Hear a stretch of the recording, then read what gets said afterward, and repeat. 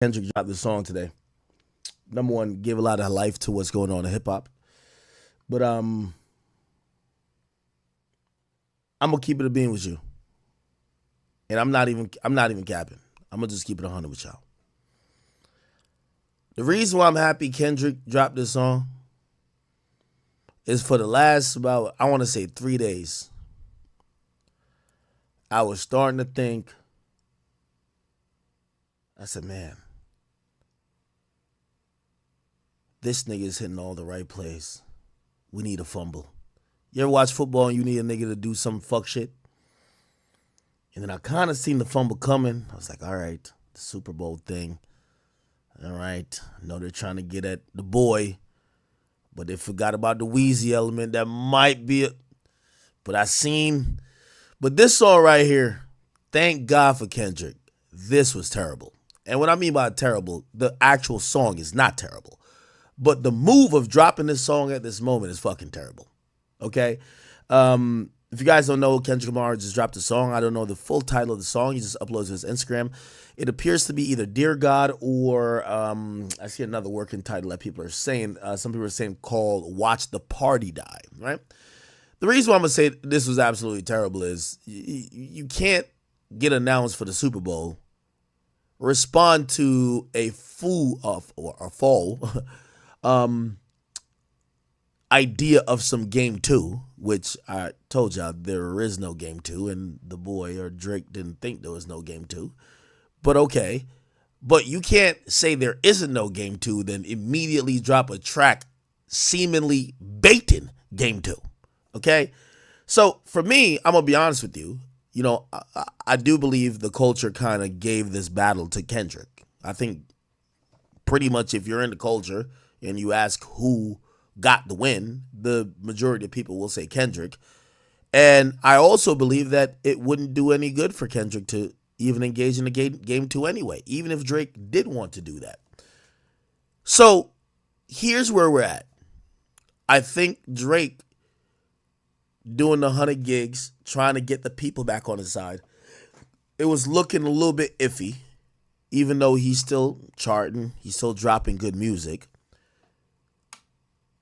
But then Kendrick was firing on all cylinders, just to be honest. Pop out, hit.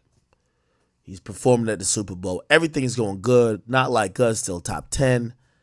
This move to me was just retarded. This was stupid. I'm going to be honest with you. Just because it kind of crystallized a few things for me. This move told me that Kendrick don't got nothing going on if it ain't got nothing to do with Drake. And that's what I actually thought was not the case, right? We heard a preview for a song that was on the Not Like Us video. And that song kind of sounded good. So I was like, all right, he got a bunch of singles and shit to drop.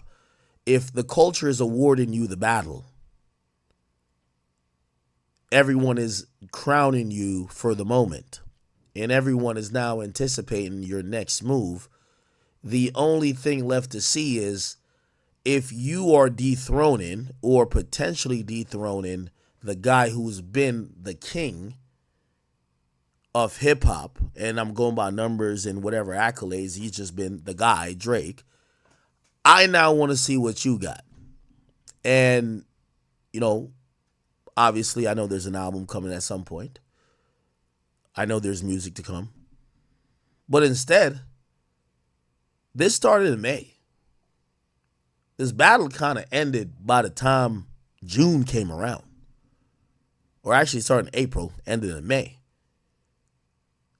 This fool just dropped a fucking basically diss song at Drake in motherfucking September. Now, Drake is supposed to be the nigga who can't get over this. Right? Like, Drake is the obsessed nigga. He's supposed to be obsessed. You just got your ass beat.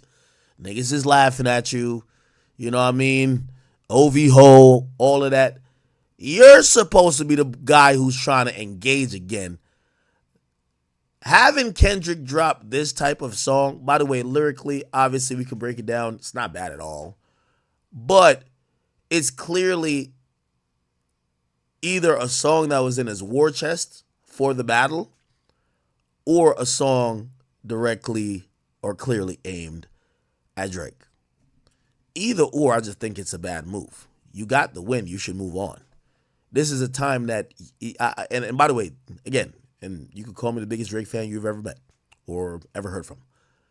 I've told you, I said, when Kendrick drops, he's going to outsell whatever Drake got going on.